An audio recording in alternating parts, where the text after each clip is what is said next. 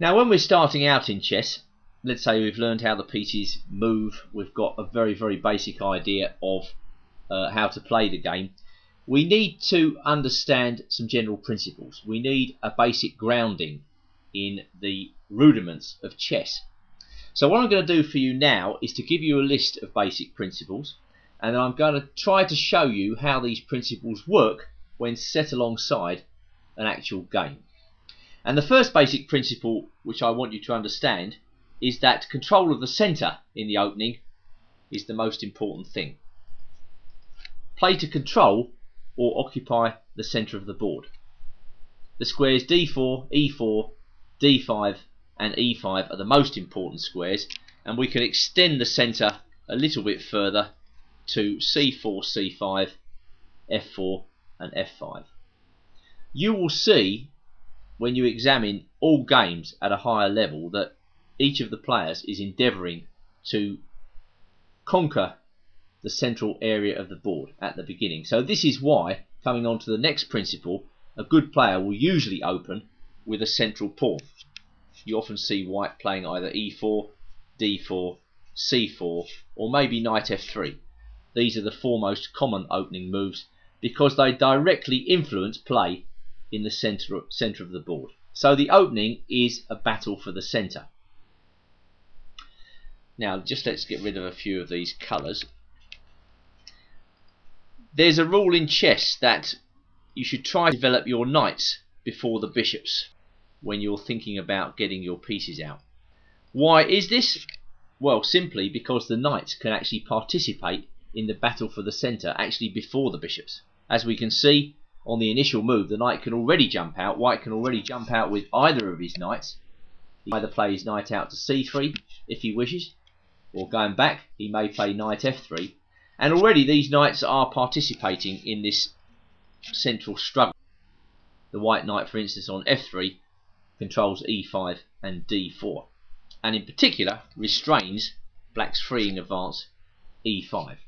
So knights before bishops is usually a good idea, and once again, if you come to examine most master games, you will see them bringing their knights out first. Occasionally the bishops come out before the knights, but it is much rarer. There's another rule which is important to understand. Move each piece once before you move a piece twice. The idea is that development is the key to success in the opening phase of the game. And what I mean by development is not lots of pawn moves. Piece moves are the key. A few pawn moves, lots of piece moves. Let's imagine you're the manager in charge of a football team. Well, you don't play a game of football with only two players on the pitch. You need your whole team out there involved in the battle. And that's exactly the same in chess. Success comes to the person who develops fastest and most accurately. Then they have a very good chance of getting the position if they do this. So develop quickly, accurately, few pawn moves, plenty of piece moves. Next thing, your king. Well, your king is one of the most important pieces, if not the most important piece on the chessboard. Long term, he certainly is the most important piece. So in the opening, it's very important to castle, to get your king to safety. Get the king out of the way before the initial skirmishes start, and then you have a freer hand. You can't actually attack the enemy. It's not logical to expect to be able to attack the enemy when you've still got a shaky king. So get the king to safety. That is a most important rule. The final idea I want you to consider is that if you attack prematurely, you're likely to be driven back. For instance, if I take back the move knight f3, and I'll just show you an example of premature attack. White bringing the queen out to h5. This is a typical beginner's move. I see this all the time in the games of young players. They become completely obsessed with the power of the queen, intoxicated, and they think it's very important to move the queen out early. Well, this may well work against a weaker player, against poor opposition. A poor player will just ignore what white is doing, think he can get away with attacking the queen, in comes the queen, and then black will lose a rook on h8. That's a very basic example of poor play by black after a premature attack by white.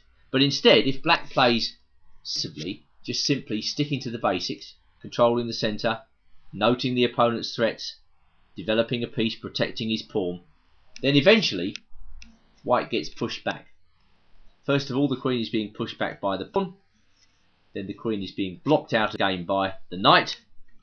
The queen lurches across to b3, renewing the threat to f7, while black defends patiently, and now black is getting ready for key moves such as knight d4. The only thing that's happened to white after his premature queen adventure is that he is losing time.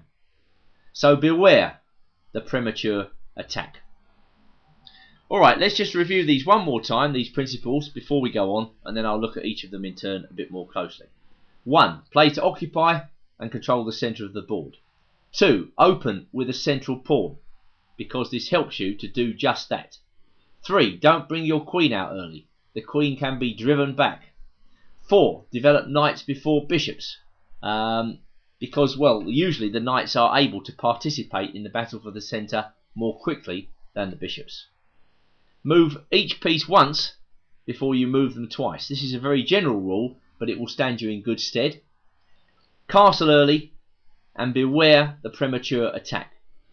7 guiding principles to help you play the opening of a chess game much better. And now it's time to look at each of these in turn to see what they mean.